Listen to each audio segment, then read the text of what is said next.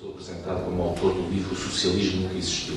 É uma coisinha pequena que foi lançada em março deste ano e que originalmente nem sequer se chamava O Socialismo Nunca Existiu, ponto de interrogação. Tinha um título que a editora recusou, chamado Socialismo Sem Distopia. E este socialismo sem distopia, para quem tem a tal memória histórica da questão socialista em Portugal, um bocadinho mais longínqua, é um eco propositado e óbvio de um título de um socialista em si, que já faleceu, Mário Sotomé Arcadia, que escreveu e publicou, enfim, em 1982, Socialismo Sem Dogma. Eu fui aluno de Sotomé Arcadia, quando estava a formar em filosofia, uma professora de filosofia política, numa altura em que já estava afastado da vida no PS, já não era deputado, e voltou à cena pública num episódio bastante inconveniente, bastante frustrante para o próprio. Foi um anúncio de uma candidatura presidencial que depois nunca se concretizou. E que é a última memória pública esmagadora, a última, em alguns casos a única, memória que a maior parte do público tem sobre Sotomé Arcadia. É uma memória injusta, porque ficou como uma personagem um bocado cómica e fora do tempo. Ainda por cima ele leu um discurso de anúncio de candidatura, que é um belíssimo discurso, para quem for ler hoje.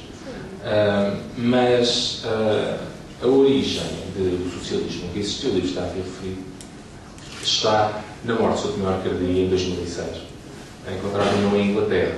E quando voltei da Inglaterra, trazia a intenção, entretanto, concretizada há cerca de um ano atrás, de um livro de homenagem que se realizou, foi apresentado há cerca de um ano, e ao organizar esse livro de homenagem, deparei com algo, enquanto relia os trabalhos de Sotomé Arcadia, que na maior parte eu já conhecia, deparei com algo que acabámos de falar aqui, acabámos de ouvir aqui, de uma forma de composta, mas aquilo com que nos confrontamos hoje, no século XXI, vamos dizer assim, no século XXI, é o retorno a uma alternativa que se coloca à esquerda, e à esquerda desde logo que se diz socialista, e que Augusto Santos Silva referiu como o primeiro ponto que queria enfatizar a questão da defesa radical da democracia.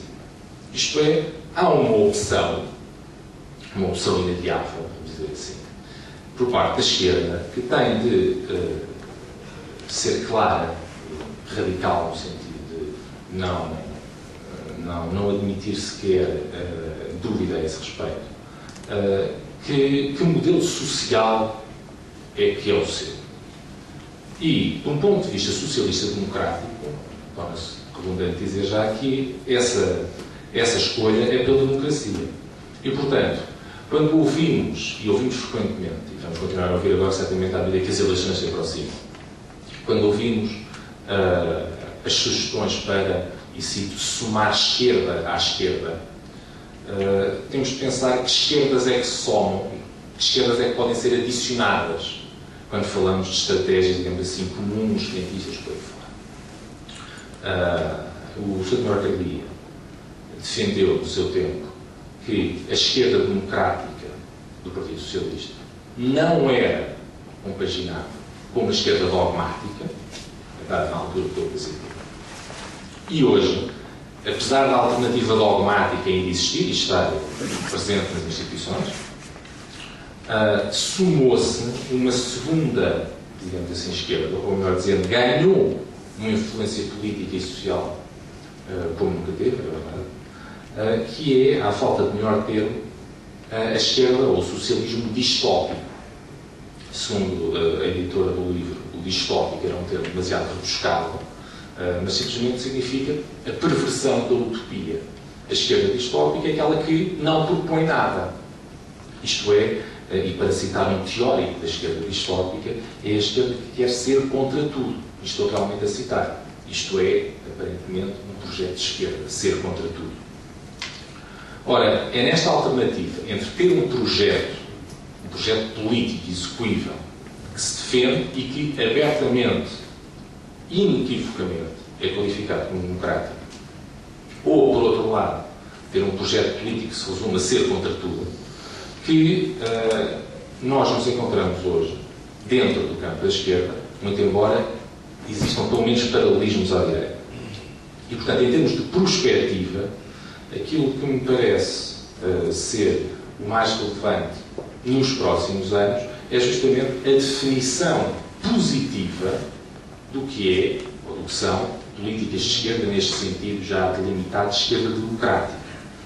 E neste momento, e essa é talvez a grande mudança a nível social ocorrida em Portugal, desde o socialismo sem dogma até hoje, o socialismo é, sobretudo, uma opção política que só faz sentido, ou só faz pleno sentido, num contexto europeu.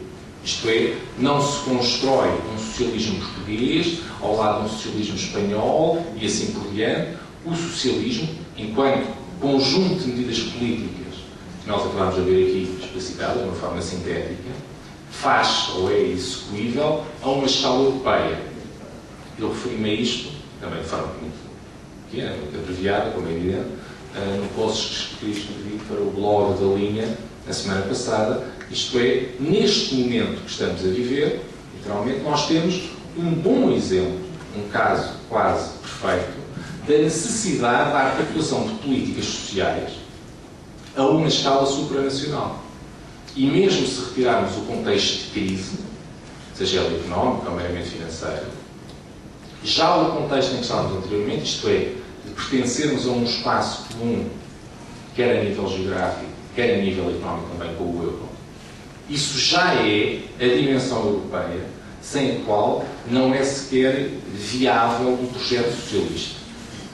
Deste modo, aquilo que, no contexto português, que atravessa tudo aquilo que vai ser dito aqui, muito embora o contexto português não explique e não se aplique a tudo o que diz respeito a esta discussão.